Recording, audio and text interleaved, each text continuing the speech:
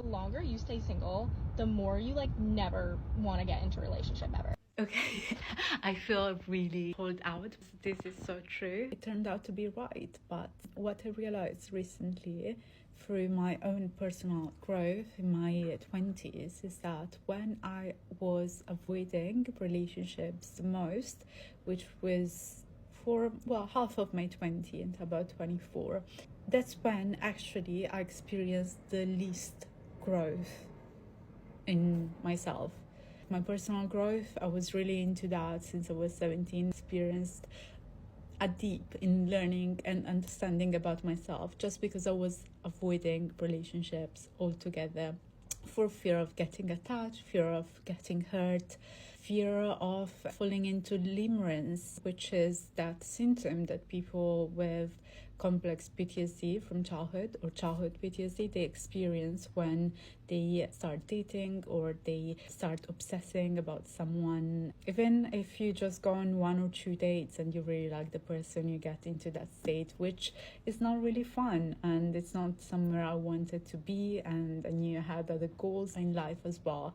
But at the same time, it was limiting my growth because after every relationship that didn't work out, I also learned a ton about myself that I didn't know before. I wasn't aware of what things from my childhood affected me still till this day, until my first breakup. And then I learned it even more after the second breakup. I had to long-term relationships. And you know what? I could have never learned those things about myself if I didn't go through that, if I wasn't allowing myself to open up, to get my feelings hurt, which is inevitable when you open your heart to someone else. I love being single, and I think everybody should have at least a few periods in their 20s or in their 30s or wherever you are in your life where you are single and you regroup yourself and you get to know yourself really well.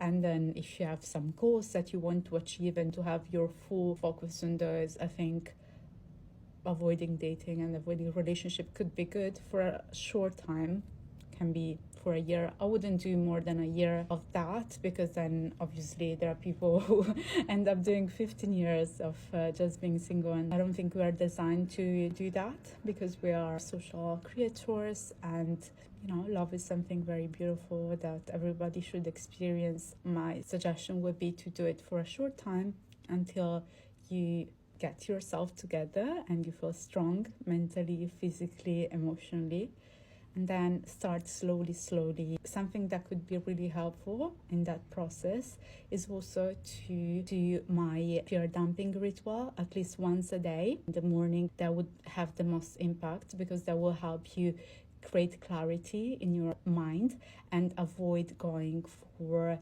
red flags in people. If you had childhood trauma, it's very likely that you could not see red flags where they are in people, and I see this from experience. The red flags that my close friends, they could see those things. There are like not even red flags, they might be just boundaries, and I would just not see them, ignore them, and then the relationship would end for that reason. You can find a free download of my fear dumping ritual, where you can just write down all your fears or your resentments every day, because you might have still things that are upsetting you from yesterday, from today, from 20 years ago. Write them down, get clarity on those, and then just write a releasing statement at the end, and then do a short meditation to rest your mind and just create that beautiful calmness and inner peace that you need to actually do dating, but with the right mindset. Get your free copy of my ebook on my Instagram bio. Love you. Bye.